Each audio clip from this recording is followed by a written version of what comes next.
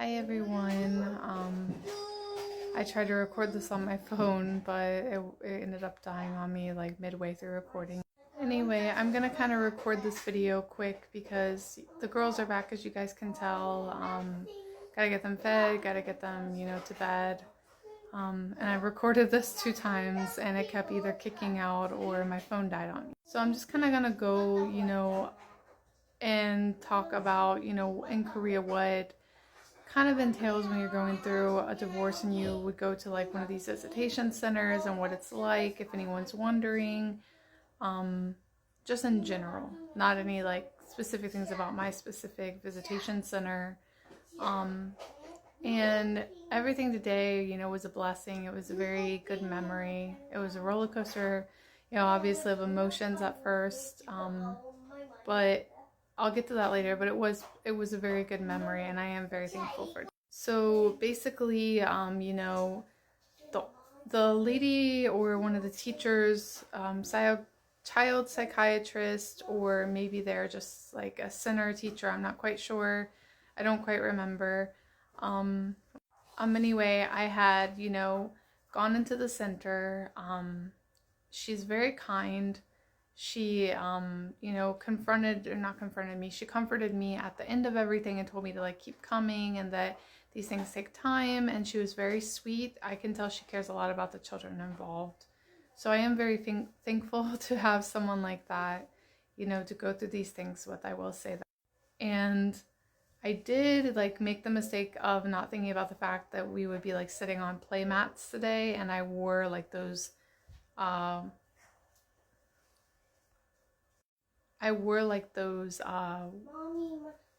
sorry about that. Anyway, so like I did make the mistake of wearing those like shorts that you wear in the winter with like a blazer or something. You wear like not leggings, tights with them, and some boots or whatever, which I didn't think it really mattered that much as long as like, I was comfortable. But she just kind of gave me like a look up and down a couple times and then was like, wear something more comfortable next time. But it was a very judgmental look. And I didn't think it was a big deal because in Korea, like people wear like mini skirts all over the place and I was covering everything.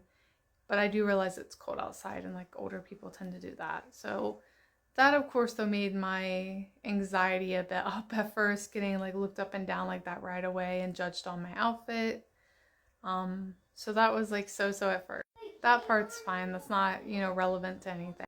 But then I got there early. I was like about 10-15 minutes early because my taxi ended up being early today. And so we sat together and I was just waiting quietly, and she kept bringing up questions. And at first I kind of entertained the questions and I tried to be polite, but then some of them I just started getting to the point where I was just like, we don't need to talk about this.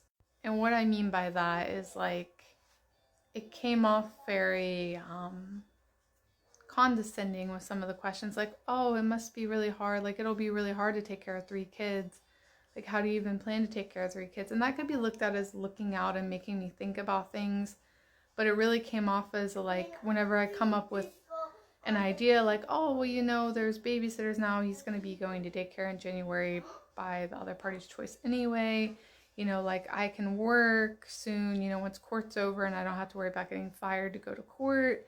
I'll be working and I'll be earning, a really good salary.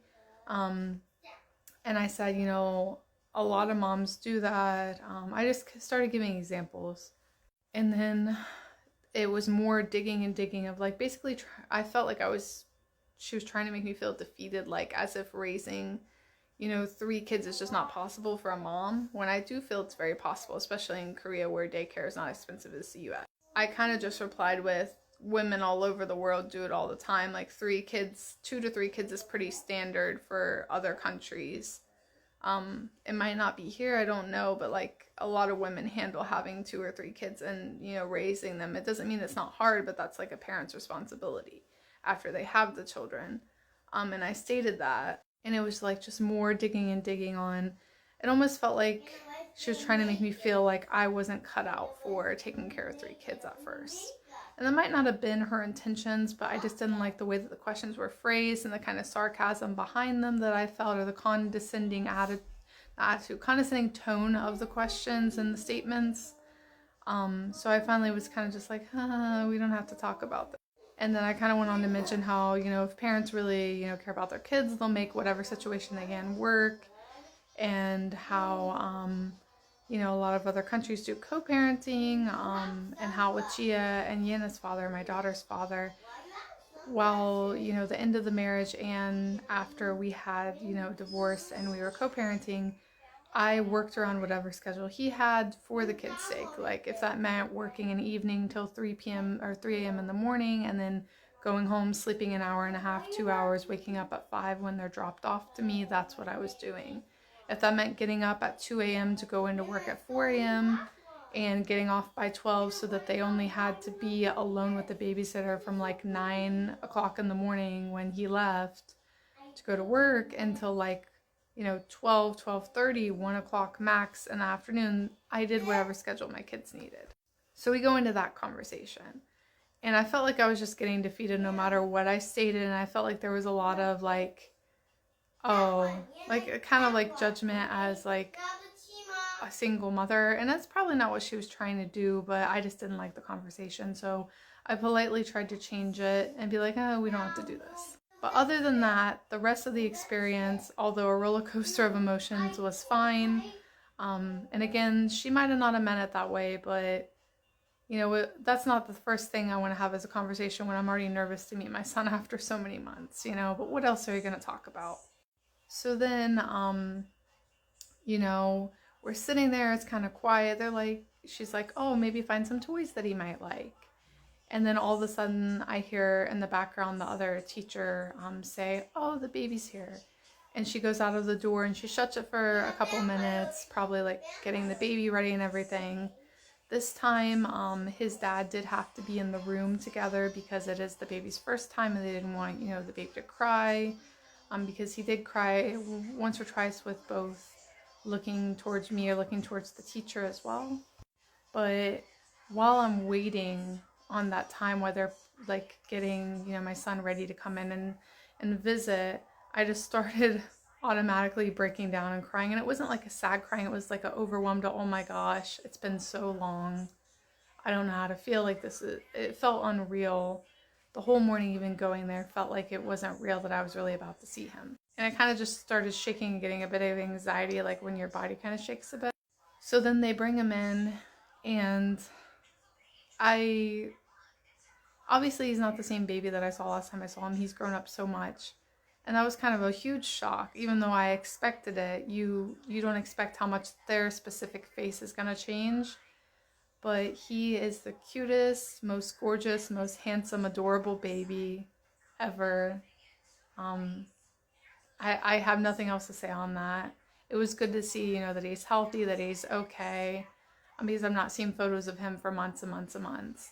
And I couldn't take my eyes off of him. Like I felt like I was scanning his face all over again as if it might be the last time I see him, because I don't know if these visits will continue or if, the other side is going to keep bringing, my son to the visits. You never know. I just always assumed that there could always be a worst case scenario.